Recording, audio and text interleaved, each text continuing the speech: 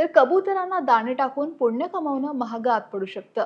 जेव्हा खाणं सहजपणे मिळू लागतं तेव्हा कबुतरांची संख्या जास्त होते.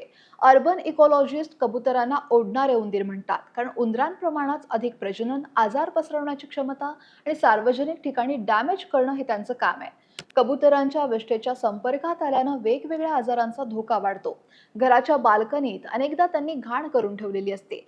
त्यात युरिक ऍसिड आणि अमोनियाचं प्रमाण हे जास्त असतं आणि त्यामुळेच घातक बॅक्टेरिया आणि फंगस वाढतात, बुरशी वाढते. यांच्यामुळे होणारे गंभीर आजार कोणते आहेत ते सुद्धा पाहूयात. हिस्टोप्लास्मोसिस म्हणजे काय, तर कबुतरांची वाळलेली विष्ठा जर श्वासाद्वारे शरीरात गेली तर फुफ्फुसांमध्ये इन्फेक्शन होऊ शकतं. दुसरं क्रिप्टोकॉकोसिस, हे एक फंगल इन्फेक्शन आहे जे फुफ्फुस आणि मेंदूला प्रभावित करू शकतं. तिसरा आणि महत्त्वाचा, हायपर सेन्सिटिव्हिटी न्यूमोनायटिस. पंख आणि विष्ठेचे कण हे श्वासाद्वारे शरीरात गेले तर एक ॲलर्जिक लंग डिसीज होऊ शकतो. जास्त काळ याच्या संपर्कात राहिल्यानं फुफ्फुस कायमचं डॅमेज होऊ शकतं. विशेष म्हणजे हा रोग लवकर समजत नाही. प्रतिकारशक्ती तुमची कितीही चांगली असली तरी इफेक्ट होतोच.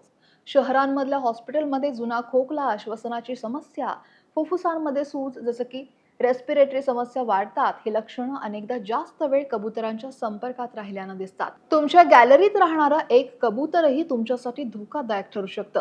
कारण कबूतर उडतं तेव्हा ही विष्ठा धुळीतून एसीच्या बाहेरच्या आउटलेटच्या मागच्या बाजूनं जाळी मार्गे आत जाते आणि तिथून आत येणाऱ्या पाईपमधून हे जंतू बंद एसीतून घरात प्रवेश करतात. खिडक्या कितीही बंद असल्या तरी हा जंतू संसर्ग होतोच.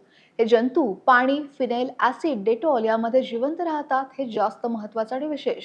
आणि यामुळेच घरी असूनही सारखा अशक्तपणा, ताप, ड्राय खोकला, सारखा दम लागणं यांसारख्या गोष्टी होत असतील तर हलक्यात घेऊ नका. कारण या छोट्या गोष्टी इन्फेक्शन होऊन तुम्हाला मृत्यूपर्यंत नेऊ शकतात.